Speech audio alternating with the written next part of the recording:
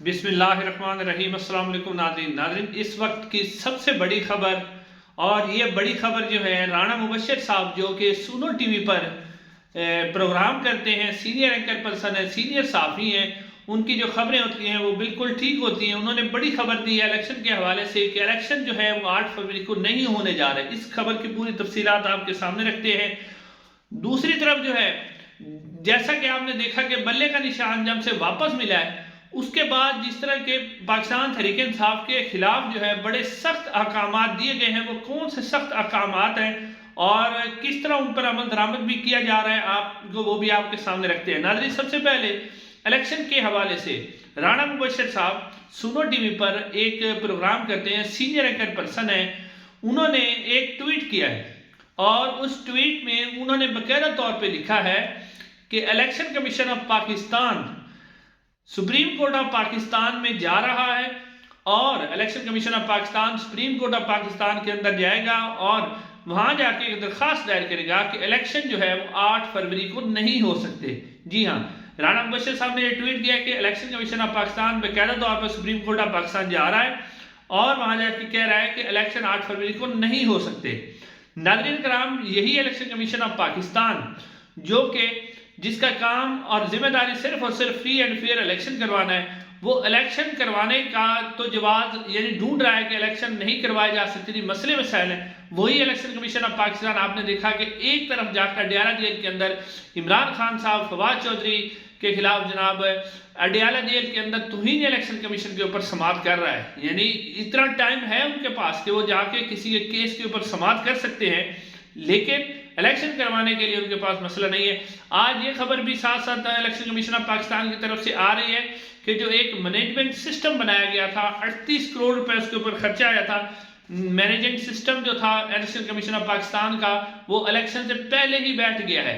जी हाँ नाज़रीन, वो पहले ही बैठ के 38 करोड़ रुपए जिसके ऊपर खर्चा हुआ था, और कहा जा रहा है कि नून लीग के किसी बंदे के पास ठेका था और उस ठेके के अंदर बेज़ाब्तियां और जिस तरह का निज़ाम सामने आया।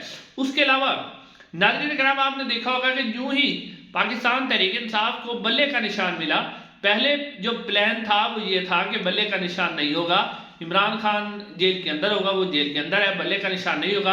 पाकिस्तान तहरीक इंसाफ के जो उम्मीदवार हैं उनको बल्ले का निशान नहीं दिया जाएगा। लेकिन क्योंकि वो बल्ले का निशान वापस मिल गया, यूं ही बल्ले का निशान वापस मिला तो खौफ फौरन से फैल गया और इलेक्शन कमीशन ऑफ पाकिस्तान से ये खबरें आना शुरू हो गई कि इलेक्शन कमीशन ऑफ पाकिस्तान दोबारा जो है सुप्रीम कोर्ट ऑफ पाकिस्तान में जा रहा है और वहां जाके इस्तदा करेगा कि इलेक्शन 8 फरवरी को नहीं हो सकते। नाज़रीन, ये खौफ सिर्फ और सिर्फ इसलिए है कि बल्ले का निशान वापस मिल गया, क्योंकि नवाज शरीफ साहब की ख्वाहिश थी कि बल्ले का निशान नहीं होगा। अब क्योंकि सारे जो प्लान और मनसूबा बनाया गया था वो नाकाम हो गया है। नाज़रीन, अगर इलेक्शन कमीशन ऑफ पाकिस्तान इतना ही सीरियस होता इलेक्शन करवाने में, तो जब लाहौर हाई कोर्ट ने आरओज़ के मुतालिक नोटिफिकेशन को मनसूख किया था तो इलेक्शन कमीशन ऑफ पाकिस्तान खुद भाग के जाता सुप्रीम कोर्ट ऑफ पाकिस्तान, वहां जाके अपील दायर करता कि जी हमारा तो सारा हम तैयारी कर चुके हैं, तो हमारा इलेक्शन कैसे रुक सकता है। तो आपने देखा कि election commission of Pakistan supreme court नहीं गया, वो तो जस्टिस काजी फैज ईसा साहब ने जबरदस्ती चीफ इलेक्शन कमिश्नर को बुलाया और उनसे एक पिटीशन दायर करवाई। पिटीशन दायर करवाने के बाद उसके ऊपर फैसला दिया। इसी तरह आपने देखा कि जब जस्टिस काजी फैज ईसा साहब ने दौरान समाअत उनसे कहा कि इलेक्शन शेड्यूल कहाँ है, तो उनके पास इलेक्शन शेड्यूल नहीं था, क्योंकि election commission of Pakistan election करवाना ही नहीं चाह रहा था। नवाज शरीफ साहब अभी नहीं चाहते कि इलेक्शन हो, निज़ाम नहीं चाहता कि इलेक्शन हो, ताकतवर भी नहीं चाहते कि इलेक्शन हो, क्योंकि उन्हें सब कुछ मालूम हो चुका है कि जितने सारे हमने हरबे कर लिए हैं। पाकिस्तान तहरीक इंसाफ के आपने देखा कि कहीं तायद कुनिंदा को अगवा किया जा रहा है, तस्दीक कुनिंदा को अगवा किया जा रहा है, कहीं उम्मीदवारों के कागजात नामजदगी छीने जा रहे हैं, आरओ के दफ्तर के अंदर से छीन के लोग चले गए, लेकिन उनके खिलाफ कोई कार्रवाई नहीं हुई। तो अब जब ये फैसला आ गया कि बल्ले का निशान जो है वो पाकिस्तान तहरीक इंसाफ को वापस मिल गया, तो उसके फौरन बाद ही ये फैसला किया गया कि जनाब अब इलेक्शन जो है 8 फरवरी को नहीं हो सकते, क्योंकि जो है इलेक्शन कमीशन ये भी कहेगा कि इलेक्शन कमीशन ऑफ पाकिस्तान की तरफ से ये भी बात की गई अदालतें जो है वो हमारे मामलात के अंदर मुदाखलत कर रही हैं और अदालतों की बेजा मुदाखलत की वजह से हम इलेक्शन नहीं करवा सकते। हालांकि अदालतें तो कोई मुदाखलत नहीं कर रही, अदालत ने तो सिर्फ एक आइन और कानून के मुताबिक फैसला दिया है बल्ले के निशान के ऊपर। तो अब इलेक्शन कमीशन ऑफ पाकिस्तान जो है वो एक पिटीशन दायर करेगा, उसके बाद जो है काजी फैज ईसा साहब भी वापस आ जाएंगे اور ایک طرف جو ہے قاضی فیاض عیسی صاحب وہ اپنا ذہن دے چکے ہیں کہ وہ الیکشن کروانا چاہتے ہیں، لیکن election commission of Pakistan election نہیں کرنا چاہتا. تو یہ ساری سچویشن اب بن گئی ہے. یہ سپریم کورٹ آف پاکستان کا بھی اب امتحان ہے کہ کس طرح وہ اپنے فیصلوں پر عمل درآمد کرواتی ہے، کیونکہ جب تک جو ہے الیکشن کے حوالے سے ایک کنفرم فیصلہ پہلے سپریم کورٹ آف پاکستان دے چکی ہے، لیکن انتخابی نشان الاٹ ہو جائیں اور امیدوار باقاعدہ طور پر فائنل لسٹ لگ جائے تو پھر الیکشن کو ملتوی کرنا آسان نہیں ہوگا، لیکن ابھی آسان ہے. اگلا ہفتہ جو ہے انتہائی اہم ہے. دوسری طرف ہم نے دیکھا کہ ناظرین یوں ہی بلے کا نشان ملا، اس کے اوپر جناب پاکستان تحریک انصاف اور عمران خان کے خلاف سخت احکامات دے دیے گئے. سخت احکامات کیا دے دیے گئے؟ پہلے آپ نے دیکھا کہ سابق وزیر خارجہ جو 2 دفعہ وزیر خارجہ رہے شاہ محمود قریشی صاحب، اور نہایت ہی کوئی کرپشن کا داغ ان کے اوپر نہیں ہے، کبھی کرپشن کا ان کے اوپر مقدمہ نہیں بنا، نہایت ہی ڈیسنٹ سیاستدان ہیں.